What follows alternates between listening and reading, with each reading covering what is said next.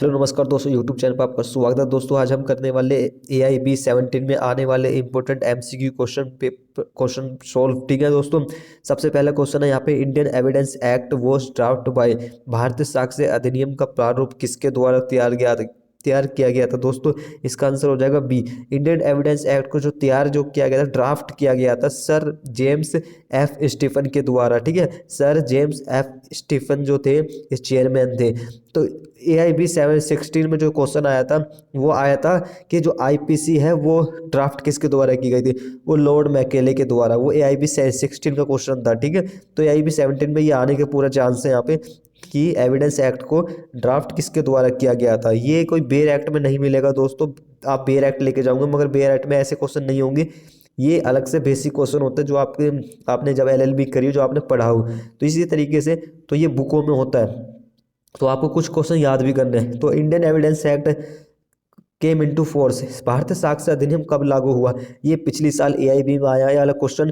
तो 1 सितंबर 1872। ठीक है, ये तो बेयर एक्ट में आपको मिल जाएगा फर्स्ट पेज पे, या 1 सितंबर 1872 में।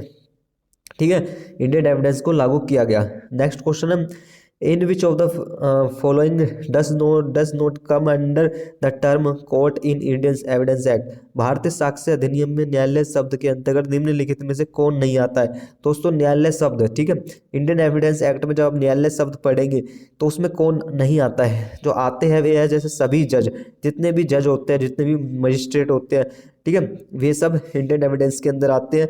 और बाकी जो साक्ष्य लेने के लिए वैध रूप से कोई भी अथॉरिटी वो आती है, मगर आर्बिट्रेटर्स नहीं आते हैं। कौन नहीं आते? आर्बिट्रेटर्स। तो इसका आंसर हो जाएगा डी, कौन नहीं आते? आर्बिट्रेटर्स नहीं आते हैं। ठीक है, एफिडेविट जो होता है वो भी नहीं होता है, तो वो आपको सेक्शन फर्स्ट में आपको मिल जाएगा। ठीक है, बाकी सेक्शन 3 में आप पढ़ोगे न्यायालय की परिभाषा, वो उसमें दी गई है। ठीक है, सेक्शन 3 के अंदर। नेक्स्ट है, भारतीय साक्ष्य अधिनियम क्या है। भारतीय साक्ष्य अधिनियम दोस्तों बी आंसर है, लैक्स 4E है। क्या है? लैक्स 4E। ठीक है, लैक्स 4E याद रखना है, कुछ पॉइंट आपको याद रखने हैं। निम्नलिखित में से लैक्स लोसी का क्या अर्थ है। लैक्स लोसी का जो अर्थ होता है दोस्तों, 20 का आंसर हो जाएगा लैंड ऑफ लॉ, देश की विधि।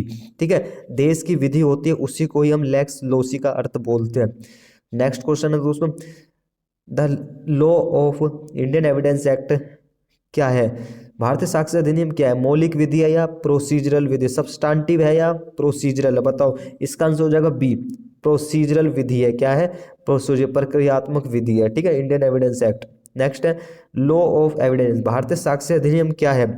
चारों ऑप्शन दे रखे हैं, रेट्रोस्पेक्टिव, भूतलक्षी प्रभाव रखती है, या effect the fundamental right of person, व्यक्तियों के मूल अधिकारों को प्रभावित करते हैं, या फिर ऑलवेज हैव प्रोस्पेक्टिव इफेक्ट, या ये कोई प्रोसीजर लॉ नहीं है। तो इसका आंसर हो जाएगा दोस्तों ए। तो इंडियन एविडेंस एक्ट है वो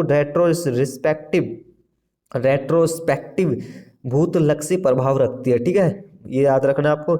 इंडियन एविडेंस एक्ट जो साक्ष्य दिए जाएंगे वो किस में दिए जाएंगे, देखो यहाँ पे जो साक्ष्य जो दिए जाएंगे दोस्तों, जो भी एविडेंस जो चीज़ें दिए जाते हैं वे सिर्फ दो तरीके दिए जाते हैं, एक तो फैक्ट इन इशू, एक relevant fact.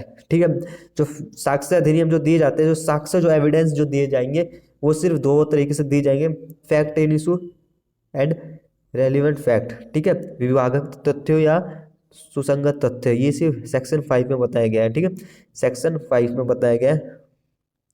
Rule of race जेस्टे का सिद्धांत कौन से सेक्शन में बताया गया? जेस्टे का सिद्धांत कौन सी धारा में? सेक्शन 6 में है। क्या है? सेक्शन 6 में है। ठीक है, नेक्स्ट क्वेश्चन है, RM Malkani versus state of Maharashtra AIR 1973 supreme court. ठीक है, with admissible of RM Malkani बना महाराष्ट्र राज्य, किससे संबंधित है? ये किससे संबंधित है दोस्तों? ये टेप रिकॉर्डर एविडेंस से संबंधित है। जो टेप रिकॉर्ड जो कर सकते हैं वो भी एक एविडेंस के रूप में हो सकता है, टेप रिकॉर्ड, जिसमें कि सेक्शन 7, 8, 9, ठीक है, सॉरी 6, 7, 8, 9 ये तीनों जो सेक्शन है ये इसमें बताया गया है। और ये बहुत ज़्यादा ये इम्पोर्टेंट ये केस है। ठीक है, बहुत ज़्यादा इम्पोर्टेंट केस है ये। ठीक है, तो ये हो जाएगा। तो आपके ये इम्पोर्टेंट 10 जो है ये हो गया है तो एविडेंस एक्ट के। तो बाकी हम करने वाले हैं। ठीक है, तो सब्सक्राइब जरूर कर दीजिएगा, लाइक जरूर कर दीजिएगा।